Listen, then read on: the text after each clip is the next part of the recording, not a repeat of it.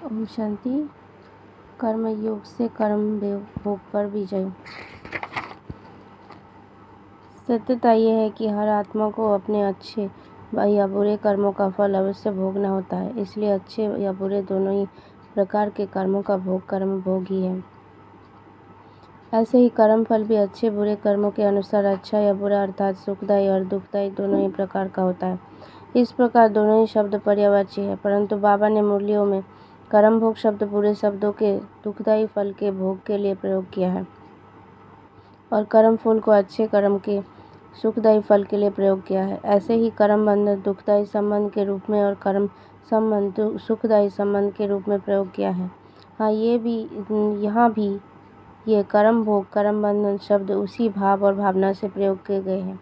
कर्म योग शब्द का प्रयोग परमात्मा की मधुर स्मृति में किए गए कर्मों के लिए अर्थात योग युक्त स्थिति के लिए प्रयोग किया गया है, क्योंकि योग भी एक कर्म है जिस योग से आत्मा अपने विकर्मों के भोग से मुक्त होती है और सुकर्मों के द्वारा श्रेष्ठ कर्म फल का खाता जमा करती है। योग में हमारे कर्म कैसे श्रेष्ठ होते हैं और उनसे कैसे आत्मा में बल आता है जो आत्मा को कर्म भोग और कर्म बंधन के दुख से सहज मुक्त होने में सहयोग करता है। कर्म करते हुए आत्मा को परमात्मा की मधुर याद में रहना कर्म योग है और वे कर्म आत्मा को कर्म भोग कर्म बंधन से सहज मुक्त करते हैं।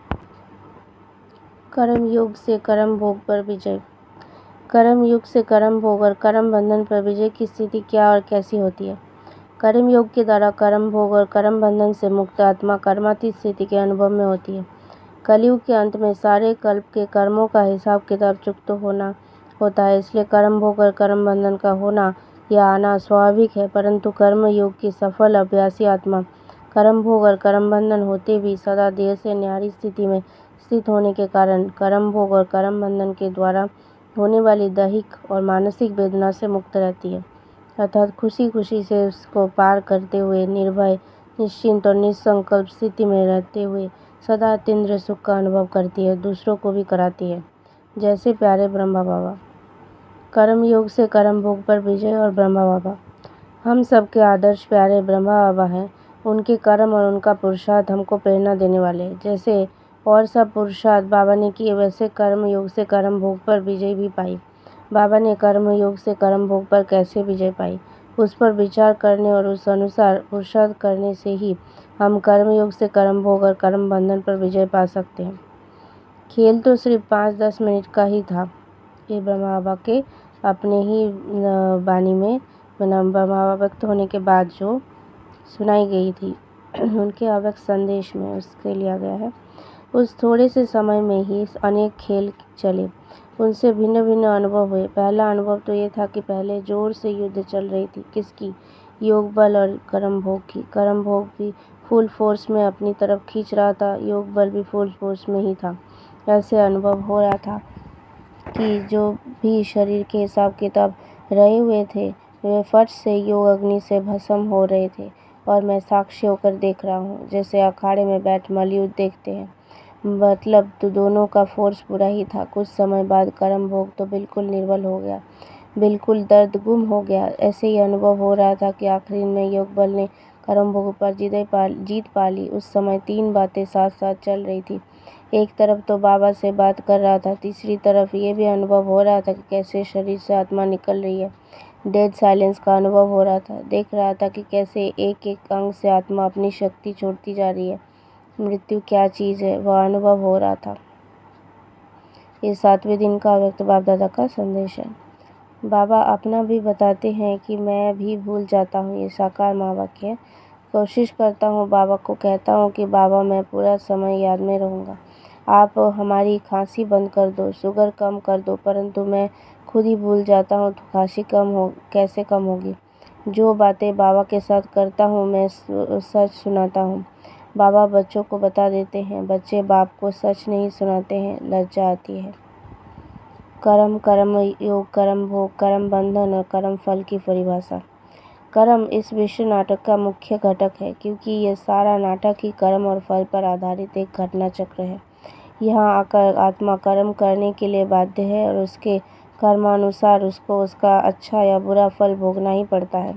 कर्म योग शब्द का प्रयोग कर्म करते हुए अर्थात कर्म व्यवहार में रहते हुए परमात्मा की याद में लिया जाता है, परंतु वास्तविकता को विचार करें तो योग भी एक कर्म है। इसलिए कभी भी परमात्मा को याद करेंगे तो वह कर्म योगी होगा, और कर्म करते हुए परमात्मा की मधुर याद को कर्म योग कहा जाता है। कर्म भोग का अर्थ है कर्मों का भोग। इसलिए कर्मों का भोग अच्छे कर्मों का अच्छा होगा, बुरे कर्मों का बुरा होगा। इसलिए हर प्रकार का भोग कर्म भोग ही है। परंतु सामान्य रूप में कर्म भोग शब्द का प्रयोग विकर्मों के फलस्वरूप होने वाला रोग, शोक और उसकी वेदना या दुख, अशांति के अनुभव के संबंध में किया जाता है। इसलिए अच्छे कर्मों का जो भोग होता है उसे कर्म फल की संज्ञा दी जाती है। कर्म बंधन से आशय उन दुखदायी संबंधों से है जिन संबंधों से आत्मा को दैहिक या मानसिक वेदना होती है, जिन संबंधों के कारण आत्माएं अपने को बंधन में महसूस करती है, साकार में आए हुए परमात्मा से मिलन मनाने से वंचित रहती है। संगम युग है कर्म योग से कर्म भोग और कर्म बंधन पर विजय पाने का युग।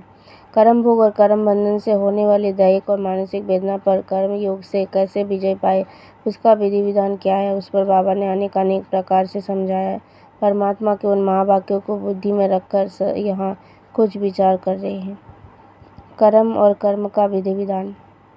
ये कर्म क्षेत्र है जहाँ आत्माएं कर्म करने और उसका फल भोगने के लिए आती है।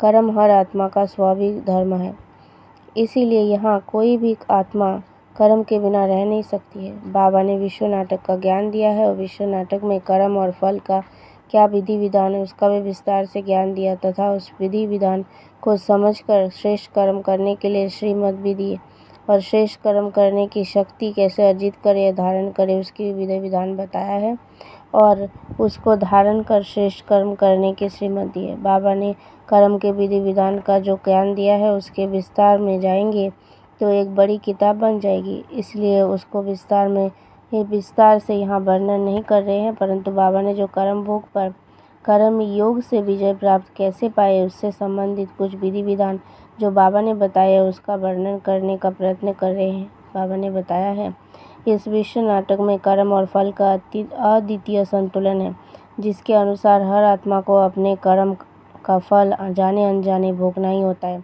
बिना कर्म के किसी आत्मा को कोई भी अच्छा या बुरा फल प्राप्त नहीं हो सकता है। कर्म के फल के निर्णय में कर्म के स्वरूप से ही कर्ता की भावना का महत्वपूर्ण स्थान है। अबोध व्यक्ति के द्वारा किए गए कर्मों से जानकार व्यक्ति के द्वारा किए गए कर्म का फल कई गुना अधिक होता है। ज्ञानी व्यक्ति आत्मा के साधारण मनुष्य की अपेक्षा अच्छे कर्म का 100 गुना फल भी मिलता है तो विकर्म का 100 गुना दंड भी मिलता है। हर आत्मा को सारे कल्प में आत्माओं के साथ या प्रकृति के साथ किए हुए अपने अच्छे या बुरे कर्म के फल का हिसाब किताब कल्पांत में पूरा करना होता है, और परमात्मा की याद में परमात्मा की श्रीमत पर नए कल्प में आधे कल्प के श्रेष्ठ कर्मफल और मधुर संबंधों का खाता जमा करना होता है। एक बाप की याद और उसके द्वारा दिए गए ज्ञान से ही आत्मा सुकर्म करने में समर्थ होती है। अज्ञानता के बस देहाभिमान में आने से आत्मा के कर्म विकर्म ही होते हैं। इसलिए बाबा ने श्रीमत दी है कि तुमको कर्मयोगी बनकर कर्म करना है, और कर्मेंद्रियों के वश होकर या कर्म कॉन्शियस होकर कर्म नहीं करना है। शब्द है कर्म क्षेत्र, कर्म संबंध, कर्म बंधन, कर्मेंद्रियां, कर्म भोग, कर्म फल, कर्म योग, तो जरूर उनमें भाव और भावना के अनुसार कुछ अंतर अवश्य होगा। धर्मराज के रजिस्टर में सब जमा हो जाता है ऑटोमेटिकली। बाबा को लिख कर देने से बोझ हल्का हो जाएगा। ये साकार माँ वाक्य। निमित्त बनने वाले का 1 सेकंड में 1 का पदम गुना बनना ही है। प्राप्ति का चांस है। अगर निमित्त बने हुए कोई ऐसे कर्म करते हैं जिसको देख और सभी विचलित हो तो उसका पदम गुना उल्टी प्राप्ति भी होती है। कोई ने हॉस्पिटल बनाई तो दूसरे जन्म में रोग कम होगा। ऐसे नहीं कि पढ़ाई जास्ती मिलेगी, धन भी जास्ती मिलेगा, उसके लिए तो सब कुछ करो। कोई धर्मशाला बनाते हैं तो दूसरे जन्म में महल मिलेगा, ऐसे नहीं कि तंदुरुस्त भी रहेंगे। बाप सब बातें समझाते हैं। ब्राह्मण विश्व की किसी भी आत्माओं को देखते हैं तो उनको सिर्फ कल्याण की ही भावना से देखते हैं, संबंध और लगाव की भावना से नहीं, सिर्फ ईश्वरीय सेवा के भाव से देखते। पंचू तत्वों को देखते हुए, प्रकृति को देखते हुए प्रकृति के बस नहीं होंगे। अभी जो प्रकृति के बस नहीं कर सकते वे भविष्य में सतो प्रधान प्रकृति के सुख को नहीं पा सकते।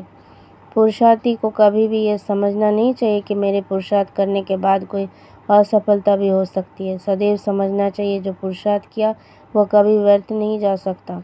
जब बीज अविनाशी है तो फल ना निकले यह तो हो ही नहीं सकता। कोई पीछे आने वाले हैं या तो कभी कैसे आएंगे। कब भी सर्विस करते हो तो ये नहीं देखना या सोचना कि जो किया वह व्यर्थ गया। अगर कोई अकर्तव्य कार्य देखता भी है तो देखने का असर हो जाता है, उसका भी हिसाब बन जाता है। अशुद्ध संकल्प बुद्धि में भी अगर टच होते हैं तो भी संपूर्ण वैष्णव संपूर्ण प्योरिटी नहीं कहेंगे। सतयुग में जो कर्म करते खाते पीते उसका फल तो होता है, परंतु उससे पाप या पुण्य नहीं होता। इसीलिए उनको ना सुकर्म कह सकते ना ही विकर्म। इसलिए बाबा ने उनको अकर्म कहा है। वास्तविकता तो यह है कि किसी भी देहधारी का कोई कर्म अकर्म होता ही नहीं है। हर कर्म का प्रभाव आत्मा और प्रकृति पर अवश्य होता है। ये भी तुम बच्चे अभी जानते हो कि किस जन्म तुम पुण्यात्मा रहते हो फिर पापात्मा बनते हो। यहाँ पाप होता है वहाँ दुख जरूर होगा। ये सब बातें उनकी बुद्धि में ही बैठेगी जिनकी बुद्धि में कल पहले बैठी होगी। अपने कर्म पर खबरदारी रखना है, कोई भी पाप कर्म ना करना है।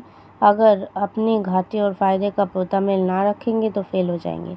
माया ऐसे ही जो बहुतों का फेल कर देगी। युद्ध है ना, जो कर्म दिल को खाता है उसे छोड़ते जाओ। दान भी पात्र को देना चाहिए। पापात्मा को देने से फिर देने वाले पर भी असर हो जाता है, वो भी पापात्मा बन जाता है। ऐसे को कब नहीं देना चाहिए जाकर उस पैसे से कोई पाप करे। गरीबों का भावना से दिया गया एक पैसे का फल भी साहूकार के 1000 रुपये के बराबर हो जाता है। कोई तो 2 पैसा भी देते हैं, बाबा हमारी एक ईंट लगा दो, तो कोई 1000 भेज देते हैं। भावना तो दोनों की एक ही है ना, तो दोनों को बराबर मिल जाता है। जो पाप कर्म करते हैं उसका दंड तो जरूर मिलेगा ना, बाप थोड़े ही बैठ दंड देगा। ये तो ऑटोमेटिकली ड्रामा बना हुआ है जो चलता रहता है। बाप उसके आदि मध्य अंत का राज समझाते हैं। बाप को जान पहचान, उनकी मत पर चलने से तुम श्रेष्ठ बन सकेंगे, नहीं तो बहुत सजाएं खाएंगे। जैसे ईश्वर की महिमा अपरंपार है वैसे सजा खाने की दुर्दशा भी अपरंपार है। कयामत का समय है। बाबा कहते हैं मैं सबका हिसाब किताब चुक्त कराता हूँ। कोई भी किसको दुख देते तो दुखी होकर मरेंगे। जो काम कटारे चलाते हुए दुखी होकर मरने वाले हैं पक्का समझ लो। दूसरी तरफ बाप सुप्रीम जस्टिस के रूप में कल्याणकारी होने के कारण बच्चों को कल्याण अर्थ ईश्वरीय लॉज यानी नियम भी बताते हैं। सबसे बड़े से बड़ा संगम का अनादि अविनाशी लॉ कौन सा है। ड्रामा के प्लान अनुसार 1 का लाख गुना प्राप्ति और पश्चाताप व भोगना, यह ऑटोमेटिकली लॉ अर्थात नियम चलता ही रहता है। बाप को स्थूल रीति ससम के मुआफिक कहना या करना नहीं पड़ता कि इस कर्म का यह लेना व इस कर्म की यह सजा है, लेकिन यह ऑटोमेटिकली ईश्वरीय मशीनरी है। इसलिए गाया हुआ है कर्मों की गति अति गुह्य है। इसलिए नाम है कर्म क्षेत्र, कर्म संबंध, कर्मेंद्रिय, कर्म भोग, कर्म योग। कर्म श्रेष्ठ है तो श्रेष्ठ प्रारब्ध है। कर्म भ्रष्ट होने के कारण दुख की प्रारब्ध है। लेकिन दोनों का आधार कर्म है। दोनों कर्म आत्मा का दर्पण है। श्रेष्ठ संकल्प से वायुमंडल शुद्ध होता है तो व्यर्थ से दूषित होता है, जिसका बोझा आत्मा पर चढ़ जाता है। बाप यानी परमात्मा को छोड़कर दूसरे को याद करना यह भी कर्म है। अगर बाप परमात्मा का बनकर कोई पाप कर्म किया तो 100 गुना दंड पड़ जाएगा। बुरा कर्म करने से 100 गुना दंड हो जाता है। ज्ञान नहीं तो एक पाप का एक दंड। ज्ञान में आने के बाद फिर ऐसे कोई भी कर्म करते तो 100 गुना पाप लगता है। अन्य आत्माओं के प्रति संकल्प में भी किसी विकार के वशीभूत वृत्ति है तो यह भी महापाप है। किसी अन्य आत्माओं के प्रति व्यर्थ बोल भी पाप के खाते में जमा होता है। शुभ भावना के बजाय कोई भी भावना है तो यह पाप का खाता जमा होता है, क्योंकि यह भी दुख देना है। बाप परमात्मा कर्म अकर्म विकर्म की गुह्य गति का ज्ञान देते हैं। अगर बाप की श्रीमत पर चलते रहे तो कब विकर्म ना हो।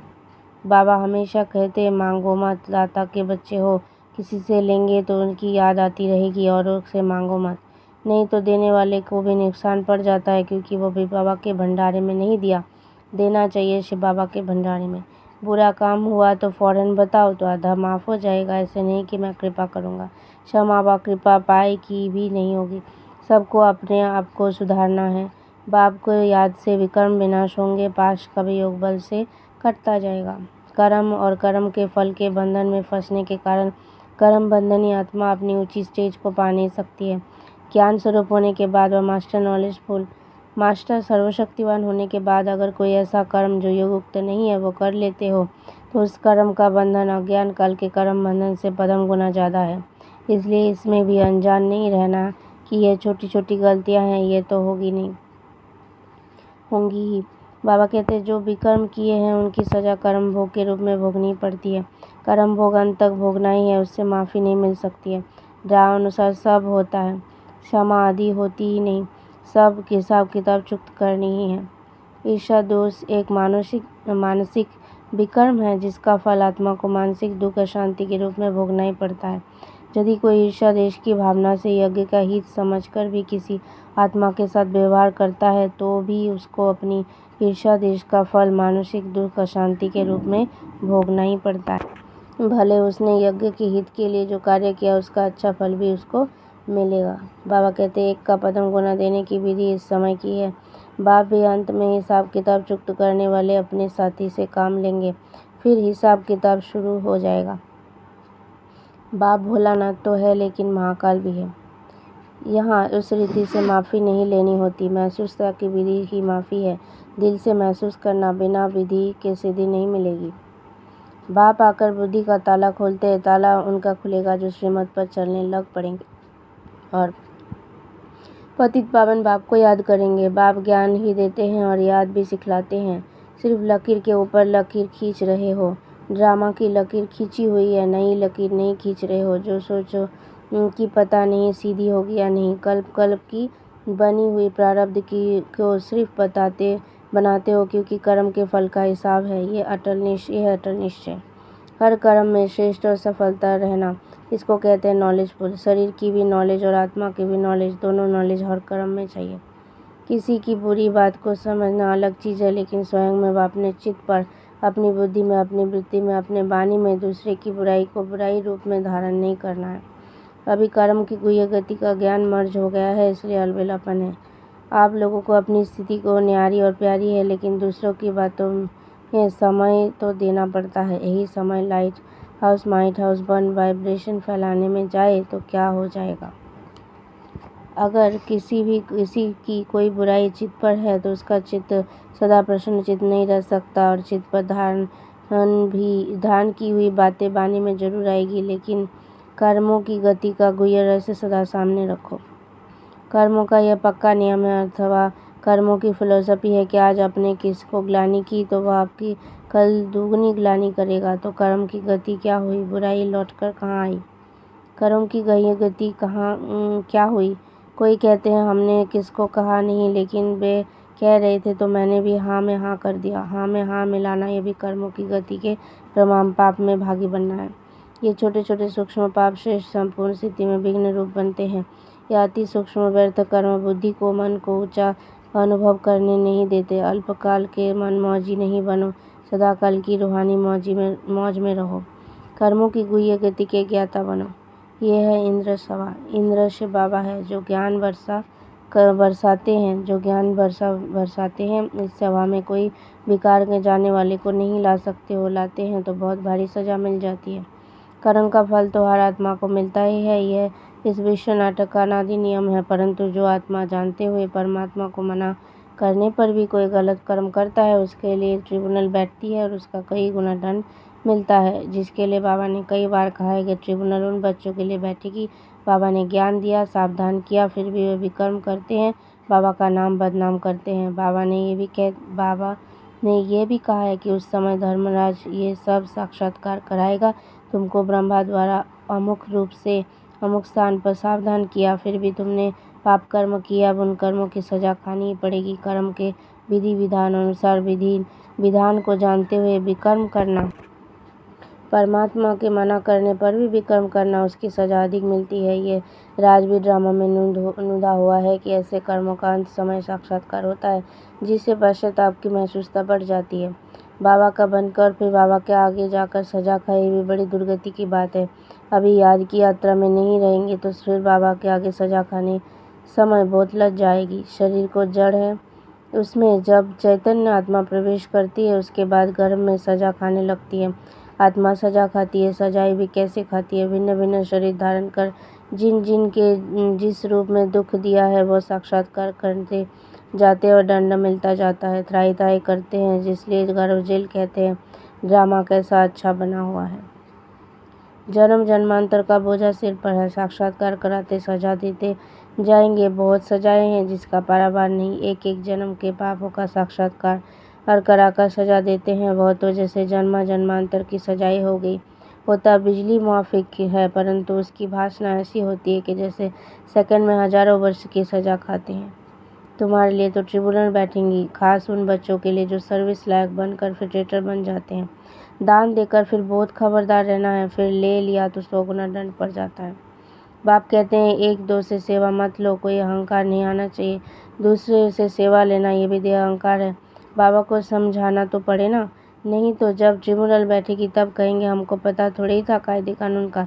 इसलिए बाप समझा देते हैं, फिर साक्षात्कार कराए सजा देंगे।